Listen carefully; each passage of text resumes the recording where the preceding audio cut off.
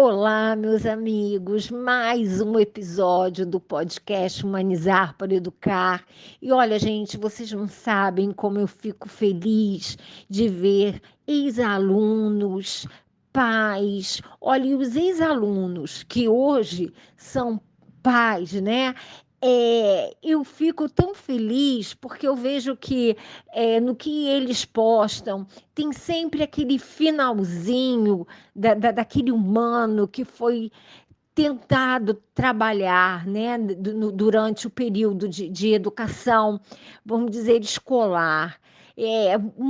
Fico muito feliz. E os outros em que buscaram o que na sua vida. Nossa, que alegria poder de alguma maneira estar conversando com vocês e fico feliz também porque eu vejo que vocês estão também querendo conversar comigo. E hoje o nosso bate-papo, como eu já dei um bizuzinho lá no último episódio, o passado, é com o escritor, historiador e meu amigo pessoal, João Rodrigues. Bem, apresentar o João é apresentar também um pouquinho de mim em relação ao gosto da leitura.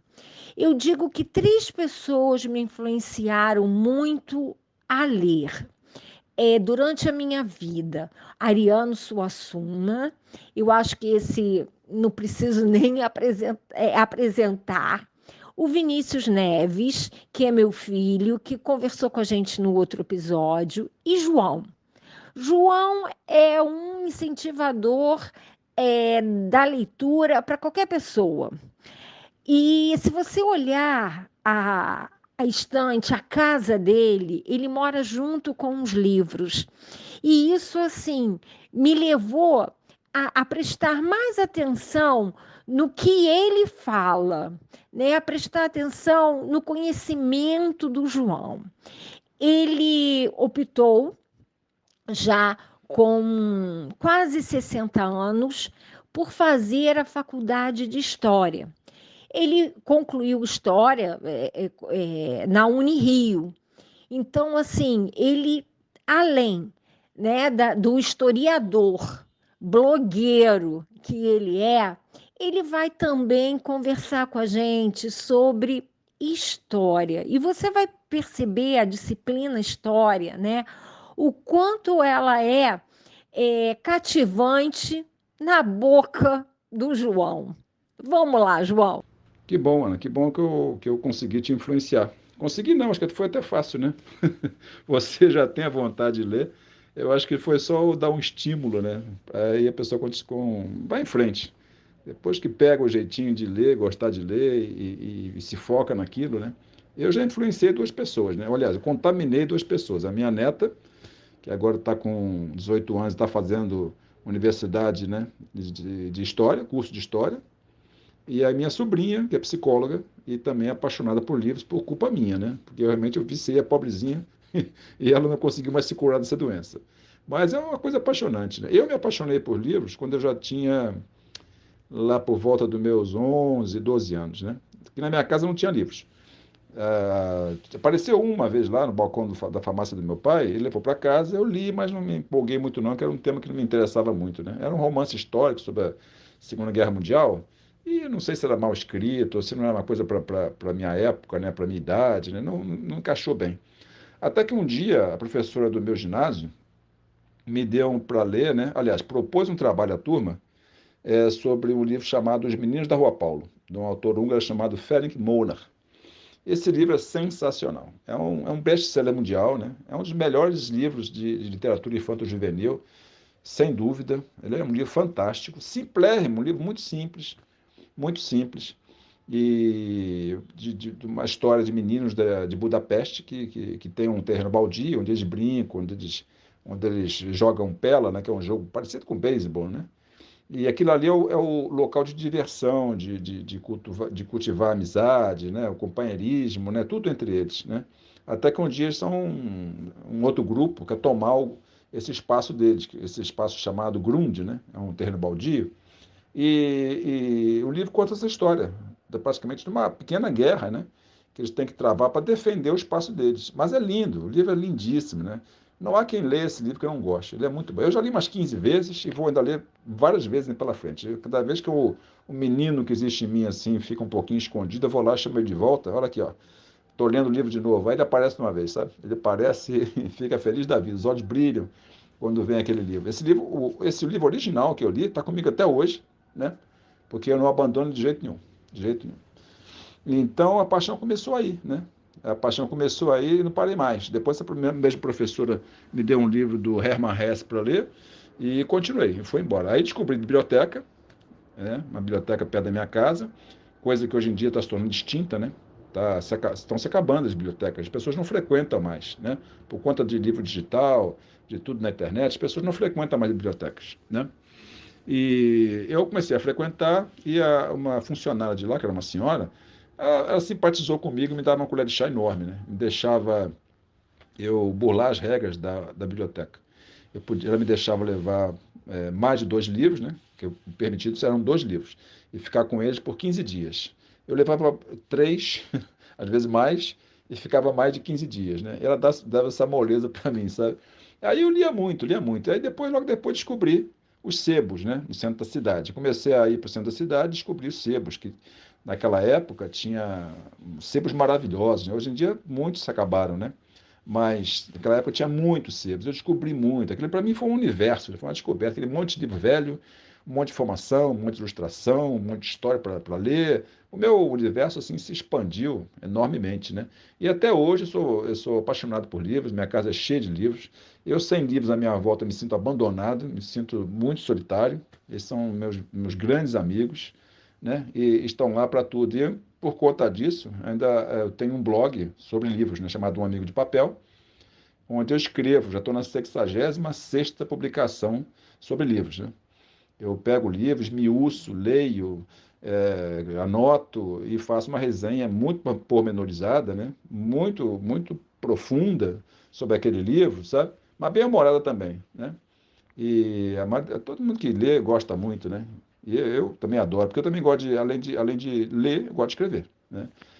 E aí se tornou um prazer para mim. Desde 2016 que eu tenho esse blog, né? E as pessoas estão frequentando, estão procurando, estão gostando, né? Comentam, e está lá à disposição de quem quiser ler. Então, a minha vida com livros começou justamente nessa idade entre 12 anos e até hoje não parou mais. Ou seja, são mais de 50 anos que eu estou envolvido com livros. E continua sendo, e vou morrer assim, tomado por essa paixão. Não vai ter jeito, não. Agora, com relação à história, foi também uma outra orientação, uma outra inspiração que veio de professor, né? Os livros vieram de uma professora e a história veio também de um grupo de professores que eu tive durante todo o ginásio. Eu comecei com um professor chamado Barreto, que é um professor muito bom, muito dedicado, com gosto, com vontade de ensinar. Depois eu tive uma professora chamada Gina, depois tive uma chamada Dora, né? Depois eu mudei de ginásio, tive mais uma professora em outro ginásio, também muito boa, e eles me davam trabalhos para fazer, né? E esses trabalhos eram tinha uma coisa artística, de montagem, de ilustração. Aí que eu me realizava, né? Que eu já gostava de história e gostava de desenho, né? Fazer artes, né? Então, para mim, era apaixonante. Então, a partir da inspiração desses professores, né, eu passei a adorar também história. Comecei a ler muito sobre história e acabei fazendo já bem tardio, né, já com 57 anos, fui fazer um vestibular para história. Passei muito bem, aliás, e me formei com 62 anos, né, o que não é muito comum, mas eu tinha tanta paixão por isso que eu fiquei 4 anos e meio fazendo essa faculdade. Para mim, eu aprendi demais, gostei demais, foi uma experiência maravilhosa. E por conta disso também é bom lembrar uma coisa, né? Quem quer fazer o Enem para conseguir uma vaga numa universidade, tem que lembrar que a redação conta muito, né? Conta muito. A pontuação da redação é muito importante. Então é bom que saiba que se você não lê, não gosta de ler, dificilmente o aluno, o candidato, vai conseguir tirar uma boa pontuação para poder conseguir uma vaga numa universidade. Então, ó, se preparem, descubram a literatura, se apaixonem por livros, se dediquem a ler, porque se não for um bom leitor, vai ter muita dificuldade para fazer uma redação e não vão conseguir uma pontuação suficiente para conseguir uma vaga na universidade, né? Então, agarre os livros, que eles são os grandes amigos que nós temos. E eu me pergunto sempre, é necessário que as pessoas saibam, que os alunos saibam datas, eventos e nomes heróicos? Alguma coisa sim, sempre fica, né? É básico, né? Algumas coisas, informações básicas são sempre necessárias que você saiba.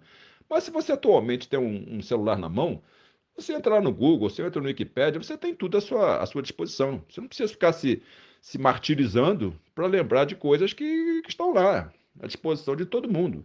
Nós sabemos muito bem que a história é uma sequência infinita de eventos, né? De nomes, de datas e tudo mais, que não tem fim. E é impossível que o ser humano, né, tenha consciência, tenha conhecimento de tudo isso. É impossível.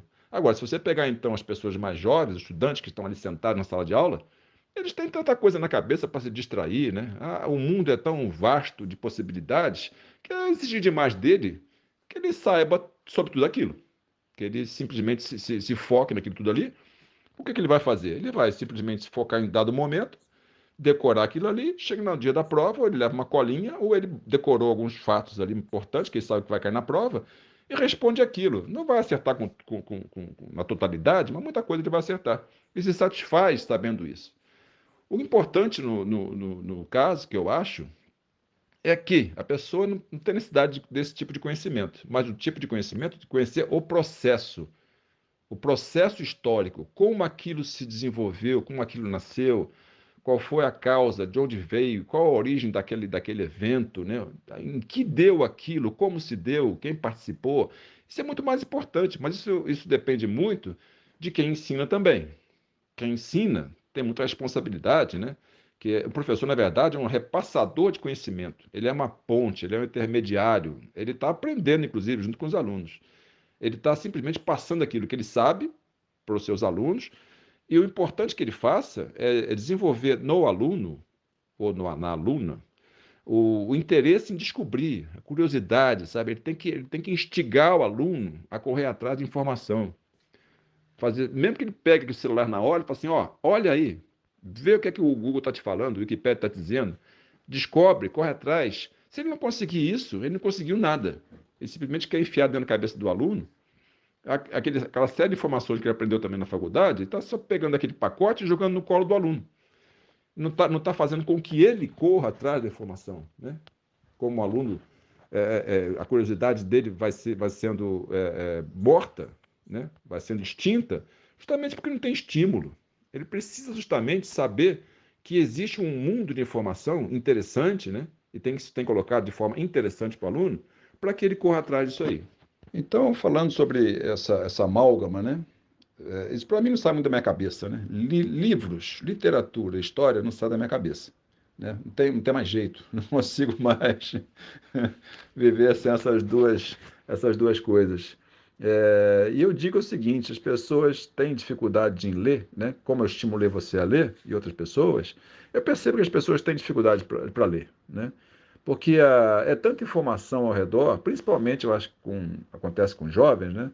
É muita informação ao redor. Se você colocar então um celular na mão do jovem, do adolescente, ele não consegue se concentrar, não consegue se focar, porque é tanto estímulo, tanta informação, né? Tanta coisa acontecendo ao mesmo tempo que ele fica completamente transtornado, né? Enlouquecido.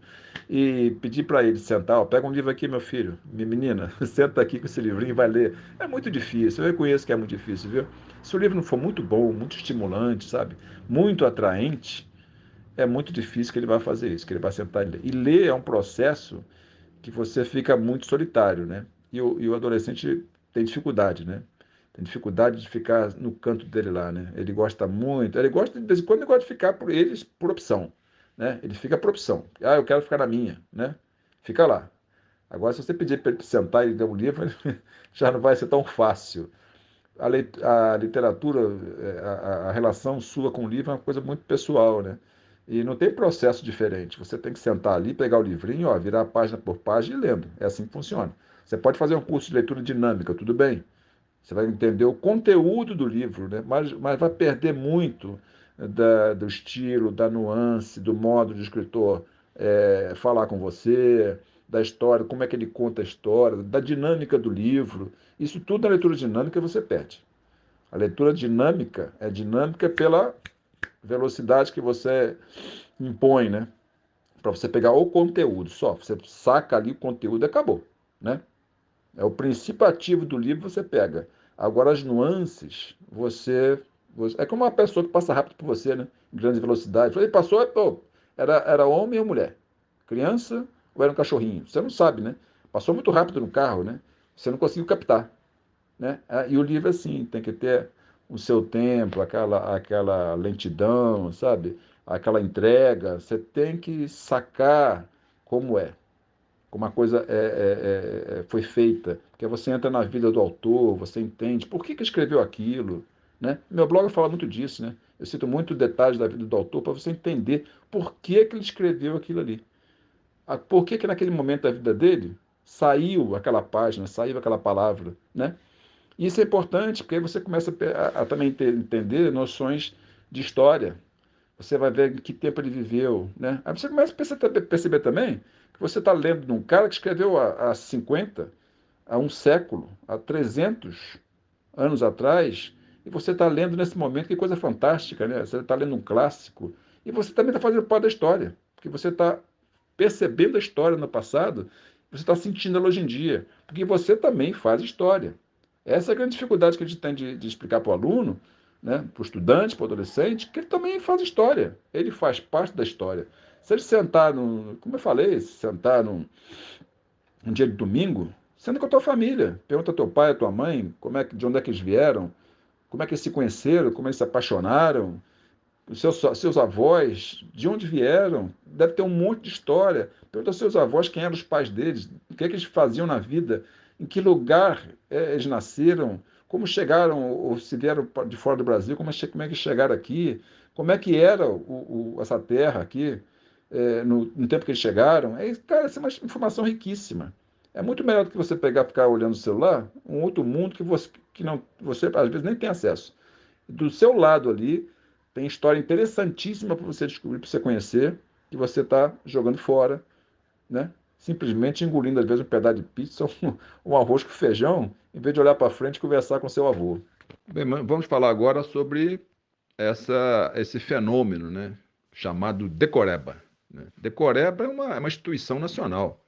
A gente vê isso em todo lado, né? Eu, por exemplo, na faculdade tive uma colega minha que ela é muito interessante. Ela fazia um estudo da matéria, das apostilas que tinham, dos livros, fazia um resumo miniaturizado para levar para o dia da prova. Era impressionante, era uma obra de arte. Ela fazia uma miniatura, uma coisa incrível, né? E eu perguntava para ela, escuta, se você leu a matéria toda, por que você não simplesmente não responde pelaquilo que você aprendeu? Depois é que eu entendi. Ela, na verdade, não aprendeu. Ela simplesmente olhou aquilo, copiou aquilo, decorou aquilo e, por insegurança, ela levava aquela cola para, no momento da prova, ter certeza de que ia acertar a pergunta que se referia àquele evento, àquela data, àquela história, entendeu? Ao personagem histórico, né? Ou aquele momento da história. Aí, na verdade, não é um registro, né? Ela simplesmente estava usando a sua memória RAM, né? Como se fosse um computador, aquela memória eventual, rápida, de momento. Não era aquela memória que registra, não estava no HD dela. No HD do cérebro dela, dos neurônios, não registrou nada. Assim que ela saísse da prova, aquilo tudo ali ia se apagar, com uma memória RAM. Exatamente assim que acontecia. Então as pessoas lidam com essa coisa da decoreba, principalmente em história, na disciplina de história, porque a disciplina de história, durante muito tempo, e até hoje em alguns momentos, né, em alguns lugares, continua sendo uma disciplina ensinada a partir de datas, de lugares, de eventos e personagens heróicos. Os grandes heróis da nacionalidade, né? Principalmente aqui no Brasil e do mundo, né? Tudo isso é muito enaltecido. Como se esses personagens não estivessem em cima de um pedestal por conta de um povo que os colocou lá, né? Não foram esses heróis que construíram seu próprio pedestal. Eles foram colocados lá por um povo que, com seu sacrifício, com a sua luta, ergueu esses pedestais e colocou essa gente lá em cima. Mereçam ou não estar lá em cima, esses cidadãos olham para baixo e veem aquele povão, né, de milhões E até se esquecem de que eles estão ali justamente porque esse povo, com a sua luta, com o seu sofrimento, e dentro do seu anonimato, os colocou lá em cima. Essa que é a grande realidade. E citando essa problemática toda com relação ao ensino de história, né, a dificuldade que os alunos têm de aprender, de estudar, de ler, se interessar por história, né? Certa vez eu estava em sala de aula, substituindo o professor, eu estava no período de estágio, e uma aluna me fez uma pergunta clássica, né, pergunta recorrente. Professor, para que ensinar história? Eu perguntei, mas por que você pergunta isso? Aí ela disse assim, porque história tudo já passou, né? Para que ensinar uma coisa que já passou? Eu, essa pergunta é muito comum, né? É muito comum. Inclusive já ouvi essa pergunta inclusive de uma professora, não de história, obviamente, né? Mas uma professora de ensino fundamental fez essa pergunta para mim. E eu na época não tive muito como responder, não, sabe? Mas atualmente quando a menina me perguntou, eu tinha uma resposta para ela. E aí eu fiz uma pergunta assim, deixa eu te fazer umas perguntas. Quais são o nome dos seus pais? Aí ela tal e tal. O nome dos seus avós, paternos e maternos, você sabe? Ela conseguiu lembrar de quase todos, mas não todos. E dos seus bisavós? Aí eu não conseguiu lembrar praticamente nenhum. Aí eu falei, você sabe de onde seus pais vieram? Ela conseguiu lembrar de um só. Mal lembrado, né? Mal lembrado. Aí, quanto aos avós, não tinha informação alguma, e dos bisavós caiu no livro histórico. Não tinha a menor ideia do que tinha acontecido, nem de quem era, nem de onde vieram, né? Aí eu perguntei, diz uma coisa, o que você me disse me mostra que você não conhece nem a sua própria história. Você não conhece nem como, praticamente de onde os seus pais vieram, né? Os seus avós muito menos, os seus bisavós, nem ideia você tem. Você não conhece praticamente nada da sua história, né? Você já teve interesse em perguntar a alguém da sua família, tipo assim, vamos sentar para conversar, perguntar alguma coisa, ou você não tem abertura para isso, não tem acesso, as pessoas também não sabem, talvez não saibam, né? Mesmo assim, mas você não conhece nada da sua própria história, né? Aí eu até entendo que você não se interessa por história, acho que história é uma coisa que já passou, já morreu. A sua história morreu? Não, né? Seus pais estão aí, seus avós estão aí, seus bisavós talvez não, né? Ou talvez sim, mas sua história está viva. Sua história está aí, está na sua frente. Você olha para a sua história todo dia. E, aliás, você está fazendo história todo santo dia. Cada dia que você acorda, você vem para a escola, você fala com seus amigos, você vai crescer, vai sair dessa escola, vai para a universidade, se tudo der certo, vai ter uma profissão. Você está fazendo, escrevendo a sua história. Afinal de contas, história, aquela definição clássica, né?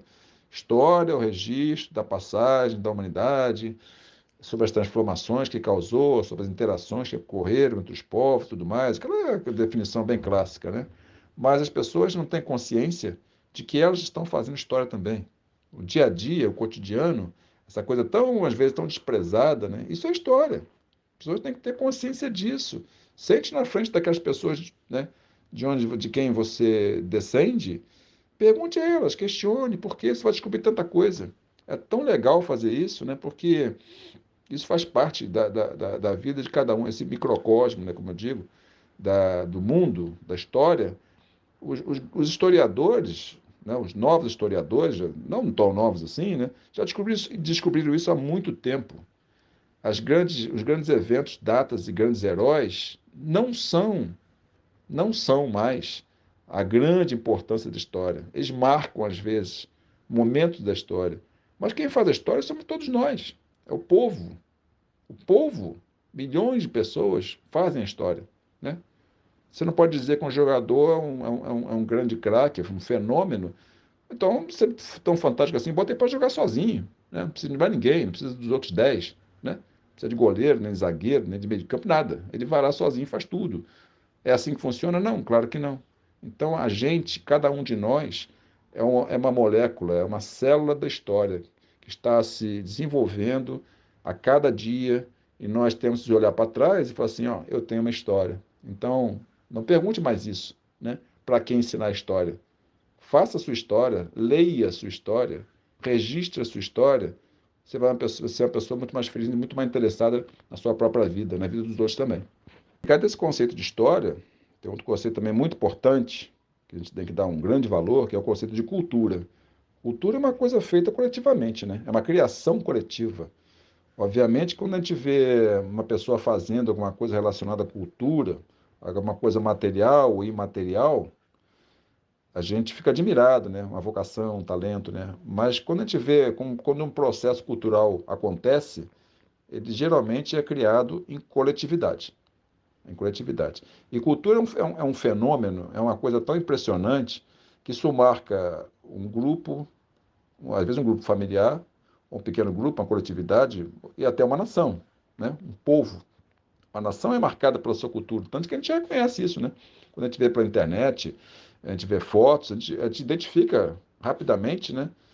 Que é uma coisa diferente, e uma coisa bonita, uma coisa exótica, uma coisa que a gente se apaixona por isso, né? Por ver outros lugares, outras pessoas, como falam, como se os seus costumes, os seus hábitos, as suas heranças, é uma coisa lindíssima, né? E um exemplo que eu dou, que eu já falei várias vezes sobre isso, quando a gente relembra aquela famigerada Segunda Guerra Mundial, né? Para a gente ver como é importante a cultura, né?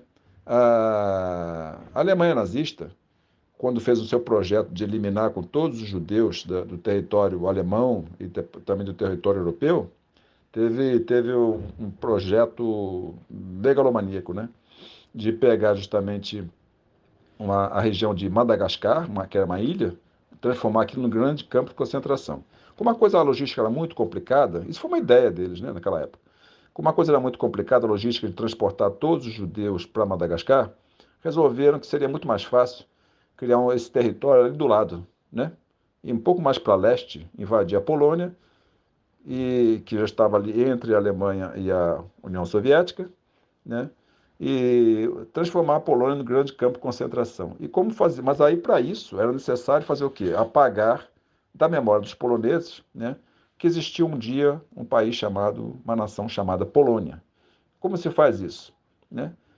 Todo mundo sabe, né? A gente sabe que na história, em setembro de 39, se iniciou a Segunda Guerra Mundial justamente pela invasão da Polônia, né? E o que fez? As tropas nazistas iam avançando pelo território polonês e atrás das tropas que iam vencendo e invadindo o território, atrás dessas tropas, vinha grupos de extermínio, chamado Einsatzgruppen, né? Era um grupo de extermínio. E qual era a missão deles? Eles tinham que exterminar todas as pessoas ligadas a essa coisa de cultura, de lembrança nacional, de figuração nacional, de lembrança da Polônia, do que é uma nação chamada Polônia, para acabar com essa noção. Ou seja, eles eliminaram artistas, intelectuais, professores universitários, pessoas ligadas ao clero, famílias tradicionais que eram mecenas das artes, da cultura, né? Todas essas pessoas foram as primeiras a ser caçadas, né? Atrás, logo depois da passagem das tropas alemãs, esses grupos de extermínio caçaram essas pessoas e as executaram friamente. Centenas, milhares de pessoas foram mortas dessa forma. Para quê? A ideia era justamente acabar com a noção de um país chamado Polônia. Ou seja, eliminar todo traço cultural, todo traço de ligação entre o povo com o seu país, seria eliminado assim, né? Mas, felizmente, a Alemanha não conseguiu fazer isso, né? A Polônia está lá, um país heróico, maravilhoso, está lá vivo e forte e com a sua cultura intacta, né? Para a gente ter ideia de como é importante, né, manter a cultura nossa brasileira, a cultura de todos os países, todos os povos, é importantíssima, né? Uma das coisas que a internet, às vezes, né, esse globalismo consegue fazer é justamente acabar um pouco essa noção de cultura. Tudo vira uma coisa só, e não é, né? Felizmente não é. Felizmente não é não, porque a cultura é uma coisa riquíssima e ela enriquece a nossa vida também. Bem, Ana, obrigado. Você me deu um bocado de tempo aí, né, para eu falar sobre livros, sobre cultura, sobre história, as minhas grandes paixões. Te agradeço muito esse espaço. Aliás, eu tomei espaço demais de você, né? E espero ter estimulado muita gente a pegar um livro, sentar num cantinho e ler, a se interessar por história, se interessar para começar pela sua própria história, né? O que é uma coisa muito bacana. Leia a sua própria história, né? Registre-a, e você vai descobrir que tem coisas impressionantes. Dentro de sua casa, dentro de sua família, entre o seu grupo de amigos, vai descobrir coisas maravilhosas. Se apaixone por isso, pelo livro, pelos livros, pela história, e você vai se apaixonar cada vez mais pela sua vida também. Um beijo a todos, obrigado, Ana. Querido João, queridos amigos, olhar a história, não é, com essa dimensão que você faz parte da tua história e faz parte da construção da história do mundo em que você vive. Isso é muito importante. Ouvir o João contextualizar alguns fatos me leva sempre a esse pensamento, né? Eu faço parte dessa construção da minha vida, na minha história, e automaticamente fazendo parte da história do outro, fazendo parte da história do Brasil, do mundo. Infelizmente, nós ainda damos com pessoas, né, que não veem isso não, ainda estão naquela espera do Brasil do futuro que nós colocamos nos episódios passados. E olhar para frente, construindo, fazendo parte da nossa história, os fatos, os acontecimentos que farão a nossa vida e a vida daqueles que estão do nosso lado a mudar. Eu vejo que o Brasil está tomando algumas atitudes bem coerentes, mas ainda falta ainda bastante em relação a educar, né? A educação. Alguns projetos você já vê que estão começando a serem pensados em realmente educar alguém, fazer com que esse alguém transforme a ele e ao próximo. Então, o podcast Educar para Humanizar, eu tenho essa proposta aí, sabe?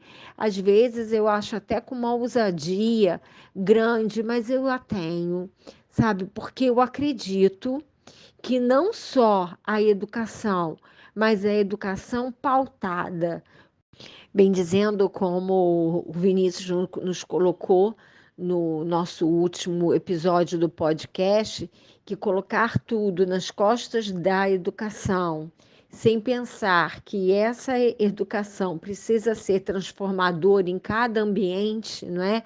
Seja ela na saúde, seja ela no âmbito social, político, não importa, a transformação da educação precisa vir de um todo. E eu te agradeço, João, por você nos fazer refletir e nos fazer nos transformar, que é o mais importante, é a reflexão com a transformação. Isso vem através das histórias escritas, imaginadas, e ela vem da história realizada pelos homens, quando eu digo homem, pela sociedade até agora, e esse nosso olhar de social presente mudando para um social certo para um futuro. Te agradeço muito, João, e conto com você em outros episódios. Um beijo no coração de todos.